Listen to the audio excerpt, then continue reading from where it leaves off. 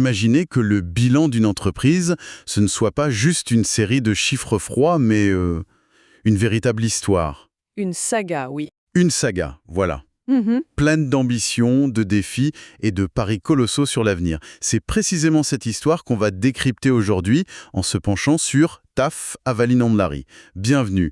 Aujourd'hui, on ouvre le capot des états financiers et du rapport annuel de TAF Avalinand Larry Holding. Si vous avez déjà pris un avion en Turquie ou dans la région, il y a de fortes chances que vous ayez foulé le sol de l'un de leurs aéroports. Oui, et notre mission est simple, traduire ce jargon financier en une histoire claire pour un investisseur. Pour que tout soit limpide, on a converti tous les montants de la livre turque en euros. D'accord, Et bien sûr, c'est une analyse, ce n'est pas un conseil financier, chacun prend ses propres décisions. parfait. Alors, avant de plonger dans les chiffres qui donnent parfois le vertige, faisons un peu connaissance avec l'entreprise. Qui est vraiment TAV? D'où est-ce qu'ils viennent? Alors, TAV, c'est une histoire qui commence en Turquie en 1997. Leur tout premier projet, et pas des moindres, c'était de reconstruire et d'exploiter l'aéroport Atatürk d'Istanbul. Le projet historique. Exactement. Aujourd'hui, leur siège est toujours à Istanbul, mais leur terrain de jeu, c'est le monde entier. L'entreprise est cotée à la bourse d'Istanbul sous le symbole TAVHL. Et il y a un actionnaire de référence important, je crois? Oui, et c'est un détail crucial. Son actionnaire majoritaire, avec 46,12% des parts, c'est le groupe ADP. Aéroport de Paris, donc. Il y a une forte connexion française. Et concrètement, qu'est-ce qu'ils font? Ça va au-delà de gérer des pistes d'atterrissage, j'imagine. Ah oui, absolument. Il faut voir TAV comme un écosystème aéroportuaire complet. Il gère les terminaux, bien sûr, mais aussi les boutiques hors taxes, la restauration. Tout l'environnement autour. C'est ça, les services au sol pour les avions et même les services informatiques spécialisés. C'est une machine vraiment bien huilée. Leur portefeuille est impressionnant avec des opérations en Turquie, en Géorgie, en Tunisie, Macédoine du Nord, Kazakhstan, Croatie. Un véritable empire. Et comment est-ce qu'ils gagnent de l'argent avec tout ça? C'est quoi le modèle économique? Leur modèle repose sur des contrats de concession, souvent sur le modèle construire, exploiter, transférer. Ah oui, le fameux BOT. Exactement. En gros, imaginez que le gouvernement vous dise « Construisez-nous un aéroport ultra moderne. Ça va vous coûter une fortune, mais en échange, pendant 25 ans, tous les revenus de cet aéroport sont pour vous. » D'accord. C'est ce que fait TAV. Ils investissent des sommes gigantesques pour construire ou moderniser un aéroport comme Antalya, Izmir ou Almaty, et en retour, ils en récoltent les fruits sur le très très long terme. Ce qui implique donc des investissements de départ absolument massifs. C'est une entreprise qui a besoin de beaucoup de capital. C'est exactement ça. C'est une entreprise à très forte intensité capitalistique. C'est un point fondamental à garder en tête pour toute la suite. Ça donne une idée de l'échelle. Oui, et pour l'échelle, à fin 2025, le groupe employait plus de 33 700 personnes si on inclut l'éco-entreprise. C'est la population d'une ville moyenne. Une véritable armée. Et qui est aux commandes de ce paquebot. On a parlé du groupe ADP, mais qui d'autre? Et au passage, on sait combien sont payés les dirigeants? On a un autre actionnaire historique, TP Inch'At, avec environ 4%. Et le reste, donc presque 50%, c'est ce qu'on appelle le flottant. Les actions qui s'échangent en bourse. C'est ça, à la bourse d'Istanbul. Pour la rémunération des principaux dirigeants, en 2025, les avantages à court terme, donc salaire, prime, ça s'élevait à environ 25,4 millions d'euros. Ok, voilà pour le portrait robot. Un géant, bien implanté, un modèle économique clair. Mais c'est quand on ouvre les livres de compte que l'histoire devient plus surprenante. C'est le moins qu'on puisse dire. Commençons par la une, le chiffre d'affaires. En 2025, il a connu une croissance impressionnante de presque 39%. 39%. Oui, pour atteindre environ 2,35 milliards d'euros. C'est spectaculaire. On pourrait s'arrêter là et se dire que tu vas bien. Mais évidemment, ce n'est pas si simple, n'est-ce pas? Loin de là. C'est là que le paradoxe commence. Si on descend tout en bas du compte de résultat, à la ligne bénéfice net, l'histoire est radicalement différente. C'est-à-dire? Le bénéfice net attribuable aux actionnaires a chuté de plus de 57%. Il est passé de 187 millions d'euros en 2024 à seulement 80 millions en 2025. Attendez, c'est complètement contre-intuitif. Les ventes explosent, mais les profits s'effondrent. Il y a une énigme là. Il y a une énigme à résoudre, oui. Alors, menons l'enquête. Premier suspect, les coûts d'exploitation. Est-ce que faire tourner leurs aéroports leur a coûté beaucoup plus cher? C'est la première piste logique, mais elle est fausse. Si on regarde le bénéfice brut, qui mesure la rentabilité des opérations de base, Le cœur du réacteur? voilà, il a augmenté d'environ 54%. Ça signifie que leur cœur de métier est en fait devenu plus rentable. Le problème ne vient pas de là, il est ailleurs. D'accord. Suspect innocenté. Alors, suivons la piste de l'argent. Où est-il parti? Je vois une ligne qui a l'air d'avoir bien gonflé. Les frais financiers. Bien vu, c'est notre premier coupable. Les frais financiers ont bondi, passant d'environ 207 millions d'euros à près de 311 millions. Ah oui, une augmentation de plus de 100 millions. Exactement. Clairement, ça indique que l'entreprise s'est davantage endettée ou que les taux d'intérêt sur sa dette ont augmenté. Ou les deux. 311 millions d'euros juste en frais financiers, c'est énorme. C'est un premier morceau de l'explication, mais ça ne couvre pas toute la chute. Il doit y avoir un complice. Il y en a un et c'est le principal responsable. C'est une ligne au nom un peu barbare.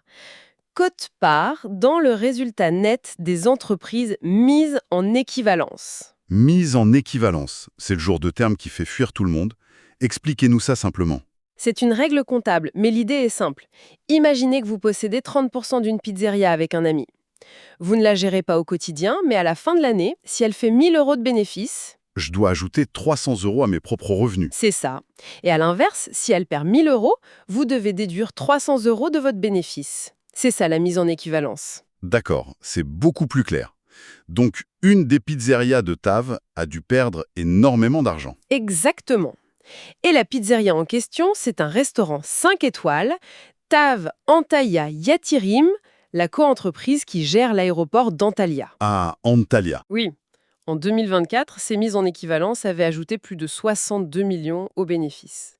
En 2025, elles ont généré une perte de près de 60 millions. C'est un retournement de situation de 132 millions d'euros, hein. C'est ça le cœur de l'énigme. C'est le cœur du problème. Mais pourquoi un aéroport aussi important qu'Antalya, une destination touristique majeure, se met à perdre autant d'argent sur le papier? Parce que ce n'est pas juste un aéroport, c'est un gigantesque chantier. TAV est en train de faire d'énormes travaux d'extension à Antalya.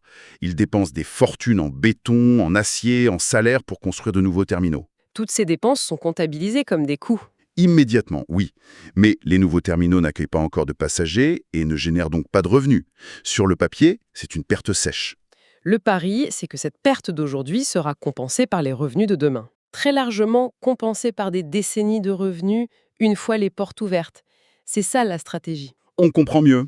Ils sacrifient les bénéfices d'aujourd'hui pour construire les cathédrales du voyage de demain. C'est une stratégie de long terme. Et comment ça se traduit dans le bilan ERI? Alors, le bilan, il nous raconte la même histoire, mais sous un autre angle. Les actifs totaux ont augmenté pour atteindre environ 7,2 milliards d'euros. Mais ce qui est fascinant, c'est la composition de ces actifs. Qu'est-ce qu'on y trouve? Des terminaux? Des pistes? Oui, mais ce n'est pas le plus important. L'actif le plus lourd et de très loin, c'est quelque chose qu'on ne peut pas toucher.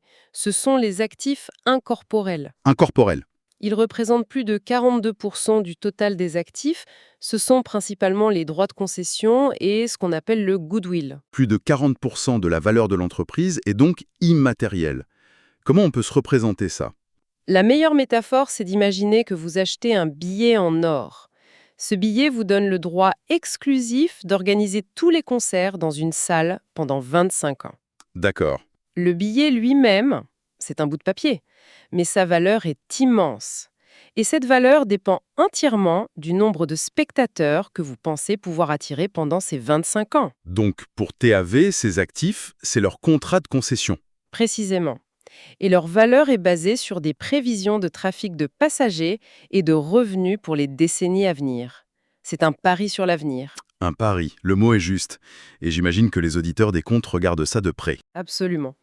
D'ailleurs, l'auditeur, le cabinet Deloitte, a classé l'évaluation de ces actifs comme un point clé de l'audit. En clair, ça veut dire « Attention, c'est un domaine complexe sujet à des estimations importantes. » C'est là que se trouve à la fois le plus grand potentiel de l'entreprise. Et son plus grand risque. Tout à fait. Parlons de l'autre côté du bilan, les dettes.